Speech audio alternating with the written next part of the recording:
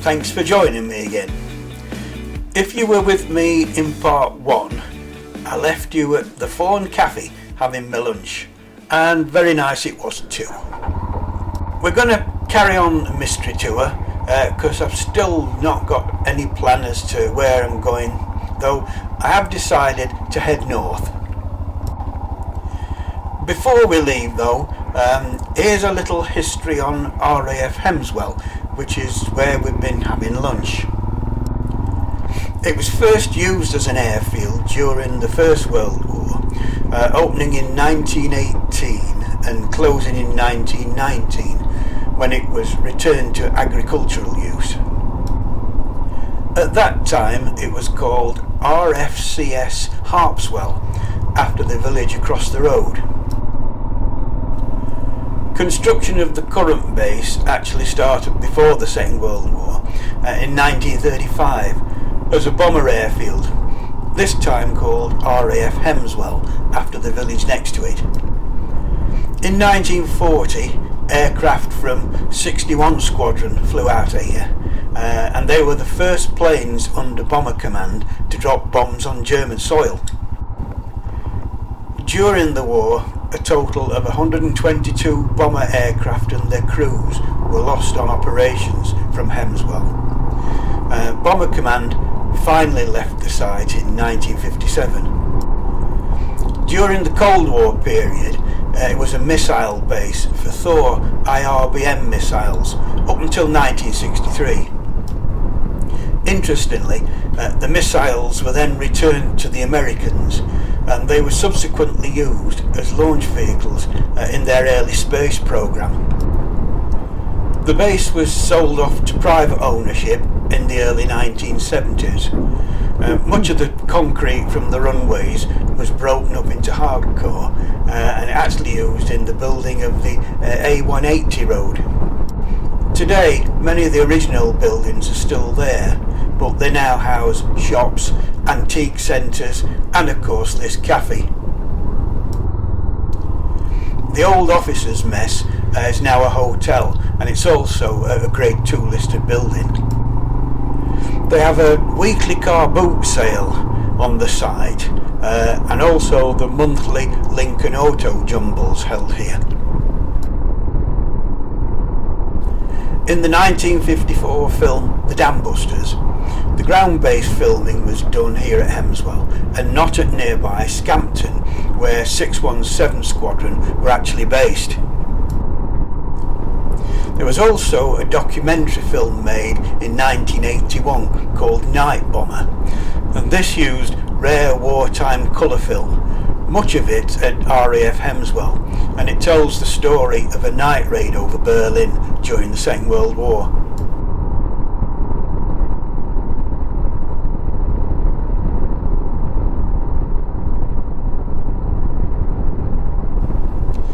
We're heading north on the A1398 now.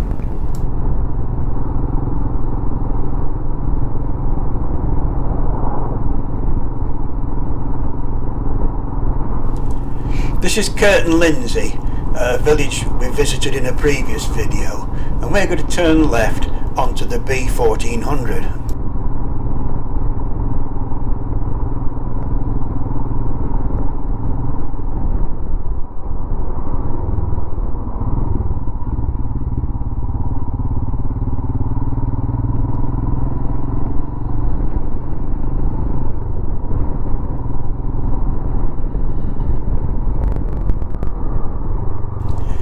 We're at Cleetham, which is a tiny hamlet, and we're turning off to head to Scotter.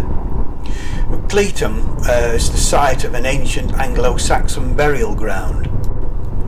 It was situated on farmland here and was excavated and recorded in the 1980s prior to its destruction by ploughing. 1,204 burial urns and 62 inhumations were recovered, and it was estimated that over 1,500 burials were on the site, making it the third largest Anglo-Saxon cemetery in England.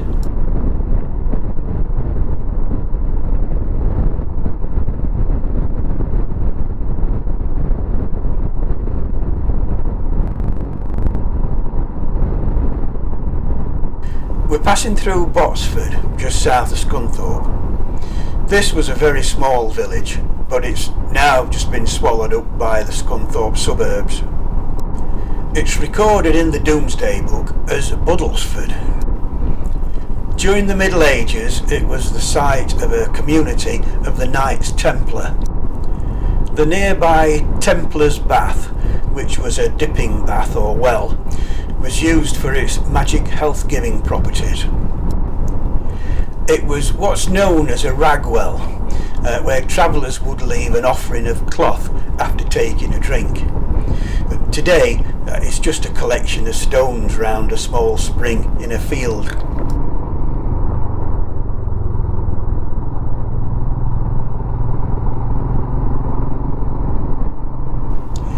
We've come up through Burringham and we're now going over the River Trent on Cateby Bridge. I've covered this in an earlier video when we went to Snaith Classic Bike Show, but basically it was a rolling lift bridge, but it's now fixed in position. Still an impressive structure.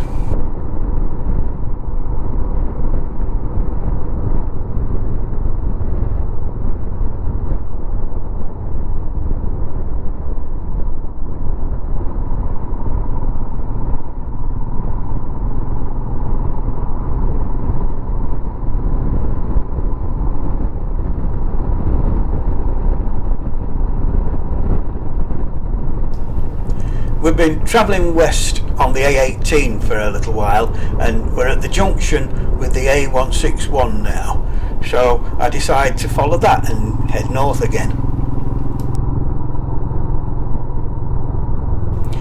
We'll be passing through Crowell and heading up towards Goole.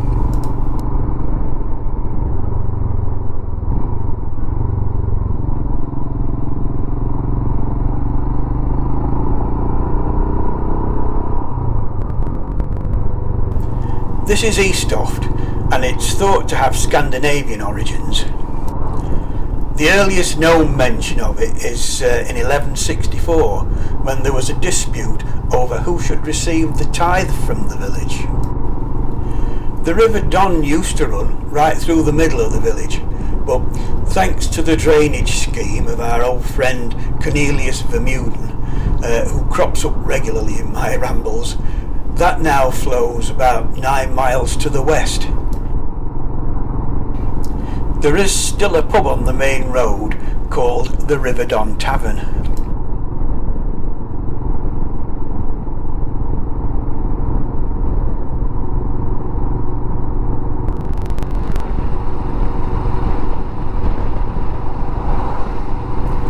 That's St Bartholomew's Church on the left, and it dates from 1855.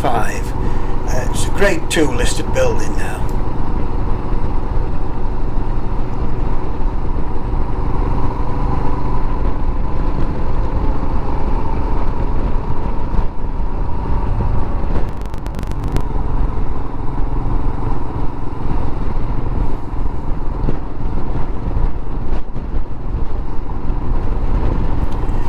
Travelling up towards Swinefleet. Now to the south of the village are areas of peat, and in 1886 Bennett's Moss Peat Company built a mill to process it. It employed 40 men to harvest the peat. It was processed into bales at the mill and taken by horse and dray to a wharf on the River Ouse, ready for exporting. Later, the company built a narrow gauge railway to run from the mill up to the wharf. They even had a steam locomotive built locally by a firm called Webster, Jackson and Co. of Goole. Unfortunately, Bennett's didn't last long, as the company went bankrupt just 5 years later in 1891. And although the company was taken over, the steam locomotives thought to have been scrapped on site. The mill continued under various owners and finally closed in 2000 after 114 years of operation.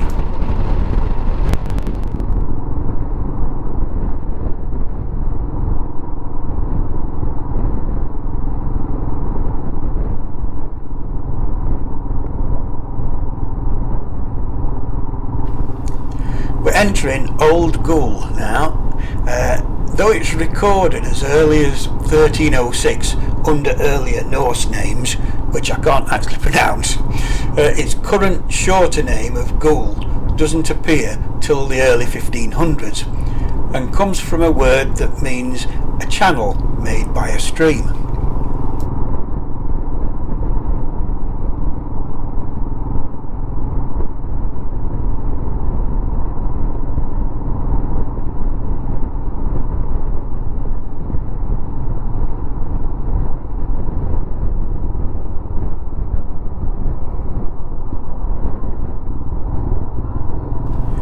As we turn right now, we're heading towards the docks.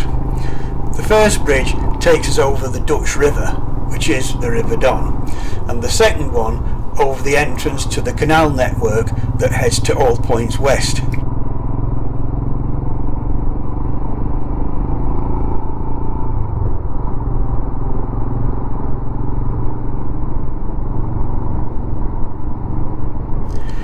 On this side of the bridges, we're now in New Goole.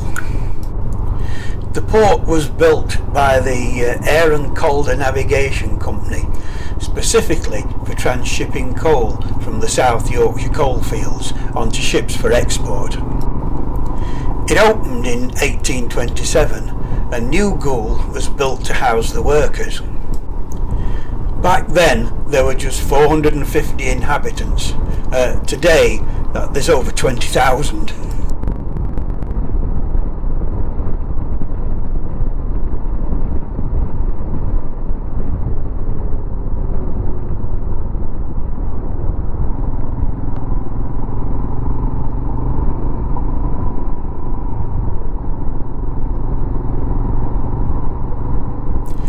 Heading west again now, and we're crossing over the M62 on the A614.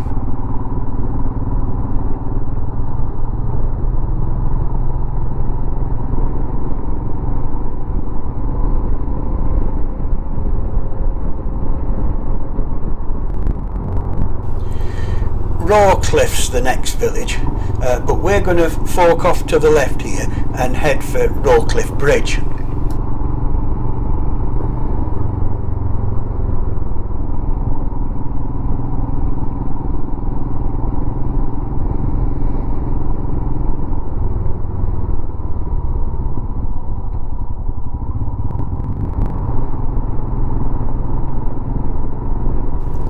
We're passing back under the M62 now.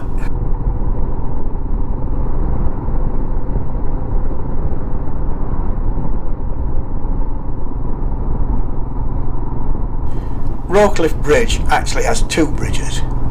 These take us back over the Goole Navigation and the Dutch River, just as we'd crossed back in Old Goole.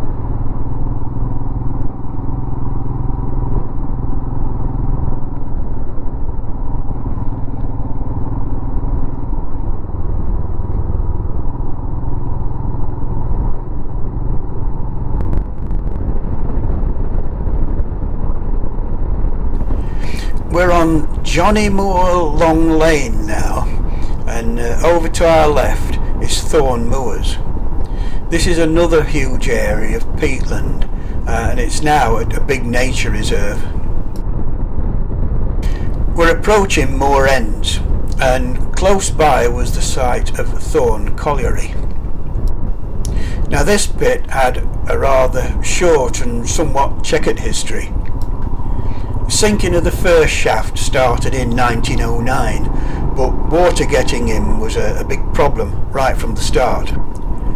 By 1913 they were using ground freezing techniques to stabilise the earth around the excavation site, but with the outbreak of war in 1914 this had to stop.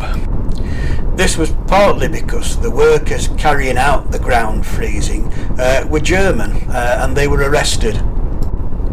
Work resumed after the war finished in 1919, but they didn't actually reach the coal seam till 1924, some 15 years after they actually started. There were two shafts sunk, and the second one was finished in 1926. and this one was claimed to be the deepest in South Yorkshire.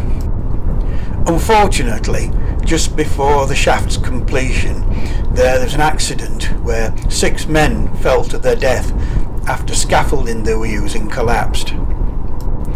For the next 20 years it produced a lot of coal, and it was one of the most successful pits in South Yorkshire.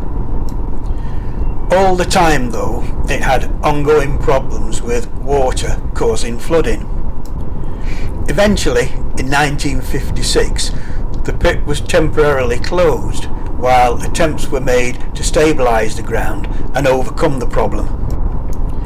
This temporary closure actually lasted 48 years, and despite several unsuccessful attempts at reopening, which even included the building of new headgear in the 1980s, the pumps were finally shut off in 2004. The headgear was demolished the same year, and that was the end of Thorne Colliery.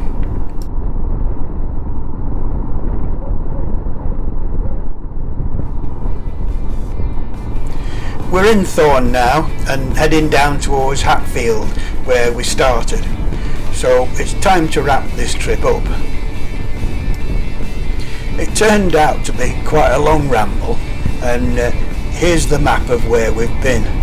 It was a bit of a mystery tour because, as I said at the start, I had no plan when I set out. I had a great lunch.